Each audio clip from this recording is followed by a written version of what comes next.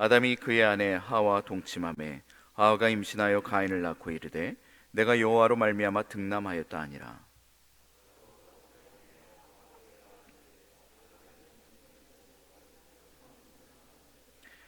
세월이 지난 후에 가인은 땅의 소산으로 제물을 삼아 여호와께 드렸고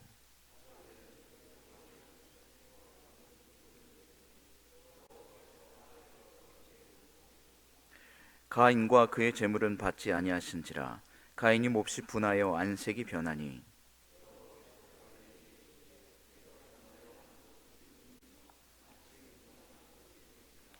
내가 선을 행하면 어찌 낯을 들지 못하겠느냐. 선을 행하지 아니하면 죄가 문에 엎드려 있느니라.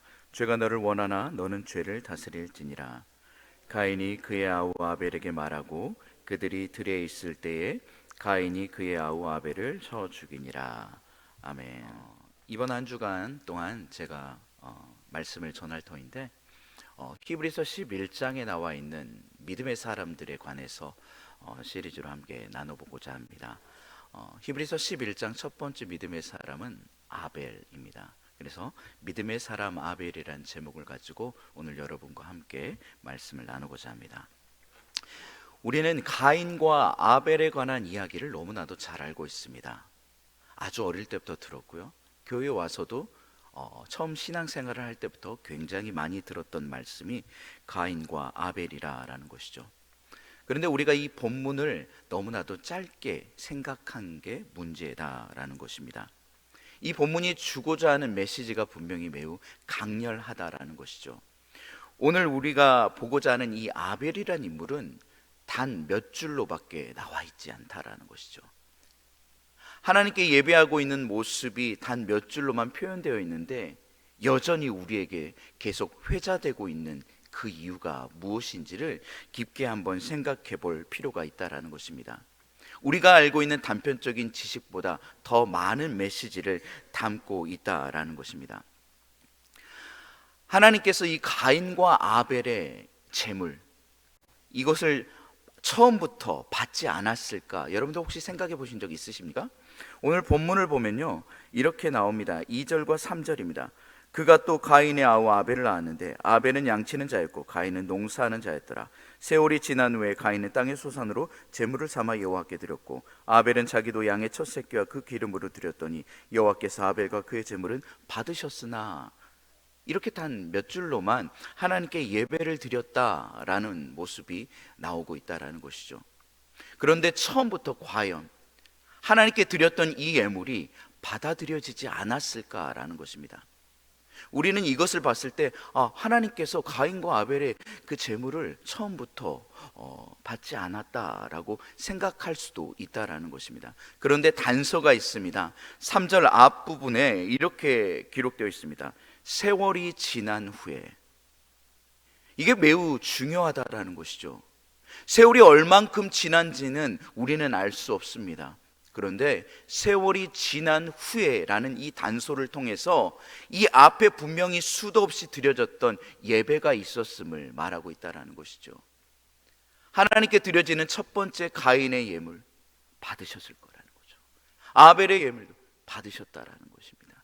그런데 세월이 지난 후 어떤 그 시점에 하나님이 보시기에 이 가인의 예물, 가인과 가인의 예물은 받지 아니하시고 아벨의 제물만 받으셨다라는 것을 이 세월이 지난 후에라는 이 짤막한 단어를 통해서 알 수 있다라는 것입니다. 그렇다면 오늘 이것이 우리에게 시사하고 있는 바는 무엇입니까?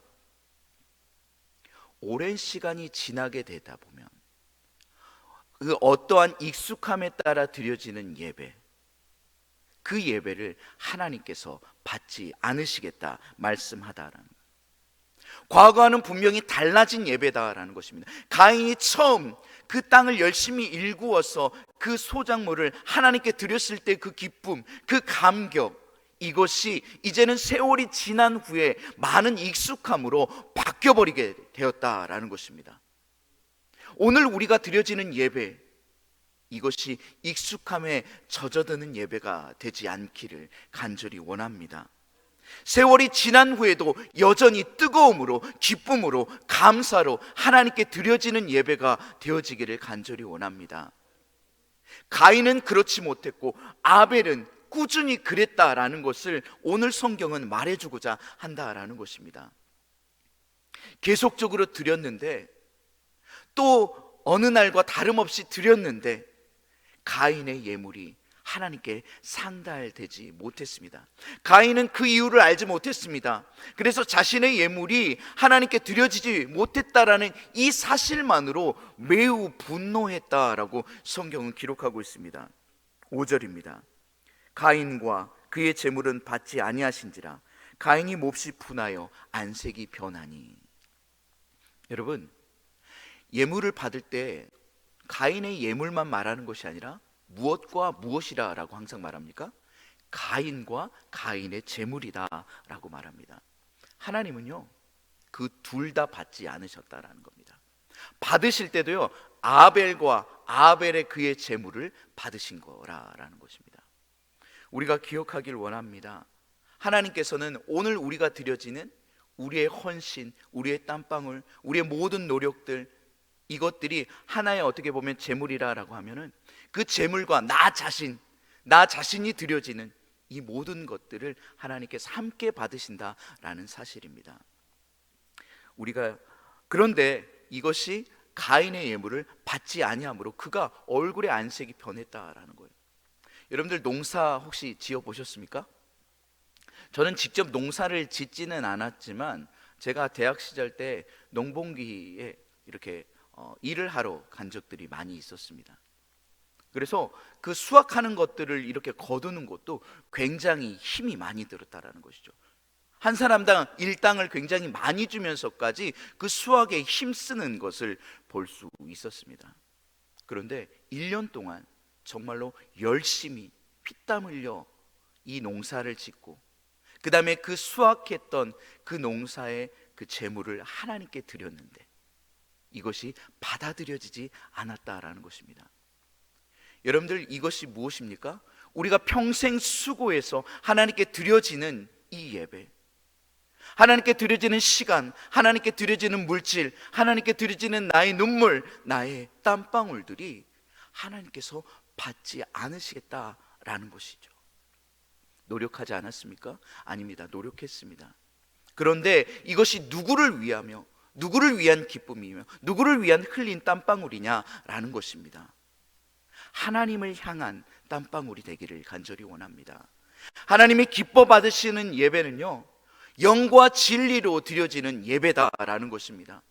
우리가 이것을 너무 망각할 때가 많이 있다라는 것입니다. 하나님, 내가 열심히 이렇게 평생을 당신께 예배하며 당신께 봉사하며 당신께 헌신하였는데 어떻게 저의 예물을, 어떻게 저를 받지 않으실 수 있으십니까? 라고 묻는 것, 이것이 오늘 가인과 똑같다라는 것이죠. 익숙함에 젖어들은 그러한 예배를 하나님께서 받지 않으시겠다 말씀하고 있습니다. 히브리 기자는요, 아벨이 가인보다 더 나은 제사를 분명히 드렸다고 했는데 그 더 나은 제사가 어떻게 기록되었냐면 히브리서 11장 4절에 이렇게 기록하고 있습니다. 믿음으로 아벨은 가인보다 더 나은 제사를 하나님께 드린지라 라는 거죠. 아벨은요, 믿음으로 끝까지 하나님께 드렸다라는 것입니다. 세월이 얼만큼 지났는지는 알 수 없으나 지나고 또 지나고 또 지나도 늘 한결같은 믿음으로, 변치 않는 믿음으로, 하나님을 신뢰함으로 예배를 드렸다라는 것입니다.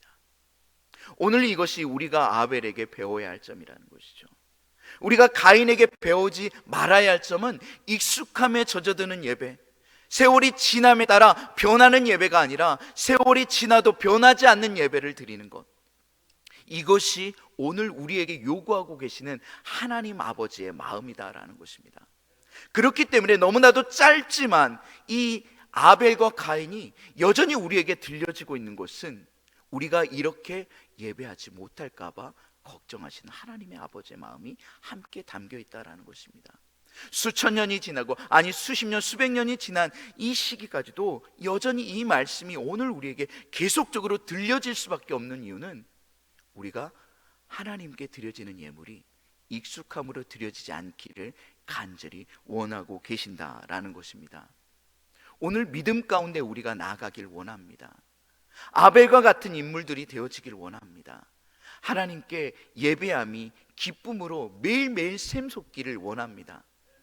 우리가 매일매일 새벽 예배 드리지 않습니까? 수요 예배 드리지 않습니까? 금요 예배 드리지 않습니까? 주일 예배 드리지 않습니까?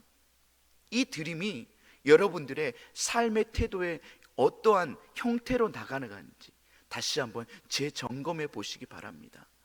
내가 익숙함에 이 예배들을 드리고 있는 것인지, 아니 나의 직분이 있기 때문에, 나의 위치가 있기 때문에 이 예배를 드리고 있는지 다시 한번 점검해 보시길 간절히 원합니다. 매일매일 드려지는 예배가 따분한 예배가 아니라 매일매일 드려지는 예배가 매일매일 새로운 예배들이 되어지기를 간절히 원한다라는 것입니다. 하나님께 드려지는 이 열정들이 식지 않기를 원합니다. 하나님께 드려지는 모든 예배가 여러분들 똑같다라고 여겨지지 않기를 간절히 원합니다. 믿음으로 끝까지 완주하는 저와 우리 모든 성도님들 되길 간절히 원합니다.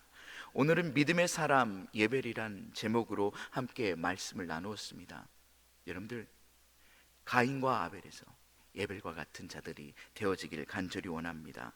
하나님께 영과 진리로, 하나님께 간절한 마음으로, 기쁨으로, 감사로 드려있는 우리 모든 성도님들 되기를 주님의 이름으로 간절히 축원합니다. 기도하시겠습니다. 사랑의 하나님 아버지, 오늘은 믿음의 사람 첫 번째 아벨에 관해서 우리가 함께 말씀을 나누었습니다.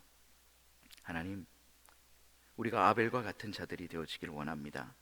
세월이 얼마만큼 지난지는 알 수 없으나 하나님께 드려지는 예배가 한결같이 동일할 수 있도록 인도하여 주옵소서. 처음 하나님을 만나 하나님께 처음 드렸던 그 첫 감격, 그 사랑, 그 기쁨, 그 은혜, 이것들이 하나님 우리가 변치 않기를 간절히 원합니다.